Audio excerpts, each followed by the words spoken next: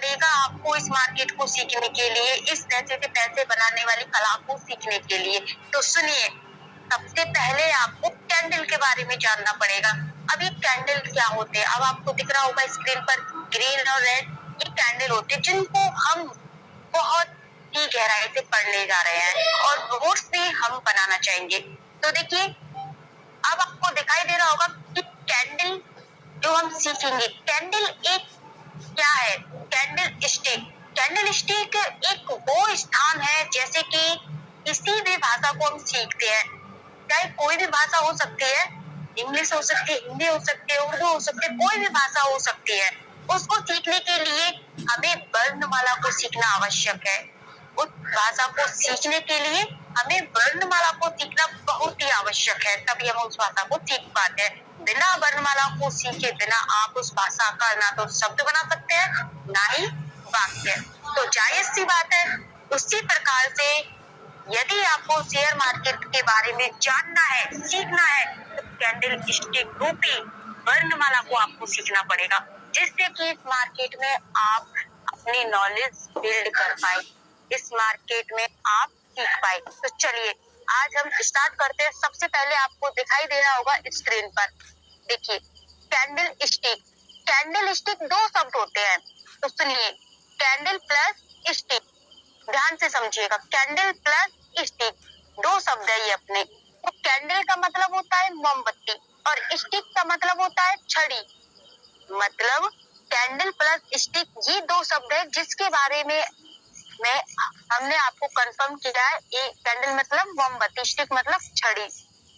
एक ऐसा मोमबत्ती जो आकृति में छड़ी जैसा दिखाई दे रहा है। अब आपको दिखाई दे रहा होगा आसानी से कि ये आकृति में छड़ी जैसा दिखाई दे रहा है। देखो छड़ी जैसे ये दिखाई दे रहा है, दोनों ही ग्रीन और रेड।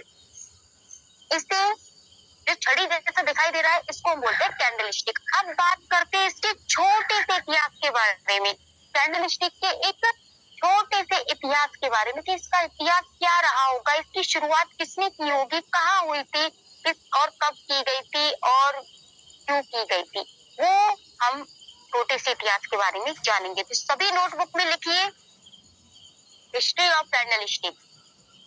कैंडल स्टिक जापान के अंदर इसकी शुरुआत हुई थी। इसकी शुरुआत जापान के अंदर की गई है। कैंडल स्टिक की शुरुआत जापान के अंदर हुई थी और कब की गई थी वो भी लिखिए, सन 1700 ईस्वी में। सन 1700 ईस्वी में। और किसने की थी वो भी आप नोटबुक में नोट डाउन कीजिए, मोनोहिसा होमोजी ने। मोनोहिसा होमोजी ने। और क्यों की गई थी ये भी हमें जानना बहुत जरूरी है। तो लिखिए, मोनोहिसा होमो साहब जो होते वो जापान के रहने वाले एक चावल और गेहूं के व्यापारी थे। जो जायज सी बात है कि इन्होंने कैंडल स्टिक का प्रचलन किया है और चावल और गेहूं के व्यापार से ही इसका प्रयोग हुआ है, जब उन्होंने प्रयोग किया है। और ये प्रयोग उनका सफल रहा। जैसे जैसे ये सफल हुआ वैसे वैसे आप देख सकते हैं कि ये बहुत बड़े फाइनेंशियल व्यवसाय जिसको आप crypto market, share market, forex market, community market के नाम से जानते हैं। इस प्रकार से इस फाइनेंशियल मार्केट की शुरुआत हुई थी। तो चलिए अब हमने इसके छोटे से इतिहास के बारे में जाना है। तो अब लिखिए अपनी सभी नोटबुक के अंदर, कैंडल के कितने पार्ट होते हैं, मतलब कैंडल के कितने पार्ट होते हैं। लिखिए अपनी नोटबुक में, 2 पार्ट होते हैं। कौन कौन से होते हैं वो भी लिखिए। अब देखिए सभी आप स्क्रीन पर देखिए, जो आपको ग्रीन और रेड में जो चौकोर जो ठोस जो भाग दिख रहा है उसको हम बोलते हैं कैंडल की बॉडी। पहला पार्ट है कैंडल की बॉडी, जो चौकोर एक ठोस भाग होता है। दूसरा कौन सा होता है? दूसरा होता है विक, जो कैंडल की बॉडी के हाई और लो में, दोनों कैंडल जो दिखाई दे रहे हैं ग्रीन और रेड में, दोनों कैंडलों के हाई और लो में क्या है? पतली पतली डंडी नुमा, जिनको हम बोलते हैं विक या शैडो। तो ये कैंडल के 2 पार्ट होते हैं। तो सभी ने लिख लिया है, बताइए सभी ने नोट डाउन कर लिया अपनी नोटबुक में? बोलिए यस नो। अनम्यूट किया है आप सभी को? Very good. अब देखिए नेक्स्ट, अब आप लिखिए कैंडल कितनी चीजों से मिलकर बनता है, जैसे कि आप जानते हैं कि जब हम मकान बनाते हैं तो मकान में कई चीजें मिलाकर हम इस मकान को रेडी करते हैं। उसी प्रकार से एक कैंडल भी 4 चीजों से मिलकर बनता है। एक कैंडल भी 4 चीजों से मिलकर बनता है, वो भी हम जानना चाहेंगे। क्या जानना चाहेंगे कि कितनी चीजों से मिलकर बनता है एक कैंडल? बोलिए। Yes ma'am. Yes ma'am. Okay, अब देखिए वो 4 चीजें क्या है, सुनिए। फर्स्ट, पहले लिख लीजिए 4 चीजें, फिर हम आपको समझाने का प्रयास करेंगे। लिखिए, हाई प्राइस, लो price, open price, close price. ये है कैंडल स्टिक की 4 चीजें। अब समझिए कि 4 चीजें किस प्रकार से हम इनको सीखेंगे। जैसे कि कैंडल के सबसे ऊपर का जो हिस्सा होता है, कैंडल की बॉडी के सबसे ऊपर का हिस्सा हाई प्राइस कहलाता है। अब देखिए फ्रंट में सभी स्क्रीन पर ध्यान दीजिए। देखो, कैंडल की बॉडी है, उसकी जो सबसे हाई में सबसे ऊपर वाला जो हिस्सा है उसको बोलते हैं हाई प्राइस, और कैंडल की बॉडी की सबसे लो वाला जो हिस्सा है उसको बोलते हैं हम लो प्राइस। तो अब हमने जान लिया कैंडल का हाई प्राइस और लो प्राइस क्या होता है। अब 2 भाग बाकी रह गए हैं, कौन कौन से? ओपन और क्लोज। अब समझिए, दोनों कैंडल स्टिक जो आपको दिखाई दे रहे हैं, ग्रीन और रेड, दोनों कैंडल स्टिकों की जो ओपन और क्लोज बनने का स्टार्टिंग और बनकर कंप्लीट होना, जिसको हम क्लोज प्राइस बोलते हैं, दोनों एक दूसरे के अपोजिट होते हैं। वो क्यों होते हैं जानना चाहोगे? बताइए, वो क्यों होते हैं जानना चाहोगे? बोलिए। यही हमें सीखना है इस मार्केट के अंदर। जी, अब सुनिए, लिखिए सभी नोटबुक में। अब जो आपको ग्रीन कैंडल दिख रहा है, अब समझिए ध्यान से, क्योंकि यही है आपका स्टार्टिंग और यही लास्ट में आप पढ़ने जाएंगे। तो सुनिए, ग्रीन जो कैंडल है, ग्रीन कैंडल का जो ओपनिंग प्राइस है, ओपनिंग प्राइस का मतलब कैंडल स्टिक का चौकोर हिस्सा जहाँ से बनना स्टार्ट होता है, इसको हम ओपन प्राइस बोलते हैं। जहाँ शुरुआत होता है बनने का उसको बोलते हैं ओपन प्राइस। तो देखिए, ग्रीन कैंडल का ओपनिंग प्राइस लो में होता है, मतलब स्टार्टिंग लो में होता है, और बन के कंप्लीट कहाँ होगा? हाई में होगा बन के कंप्लीट।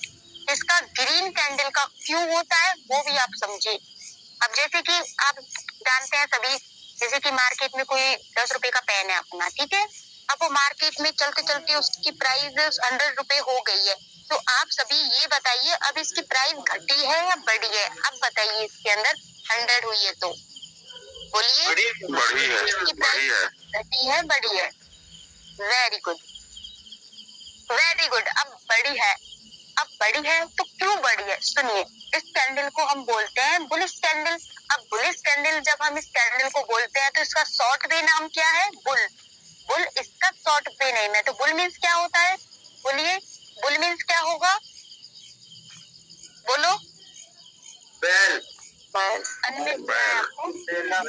जी, बुल मीन्स होता है बैल। अब बैल आप सभी ने देखा है, बैल एक ताकतवर प्राणी होता है, तेजी से दौड़ने वाला एक प्राणी होता है। आप सभी ने देखा होगा, तेजी से दौड़ता है और ताकतवर होता है। तो जायज सी बात है कि जब ये तेजी से दौड़ रहे थे, मार्केट में तेजी को प्रदर्शित करेगा कौन सा कैंडल? Bullish candle.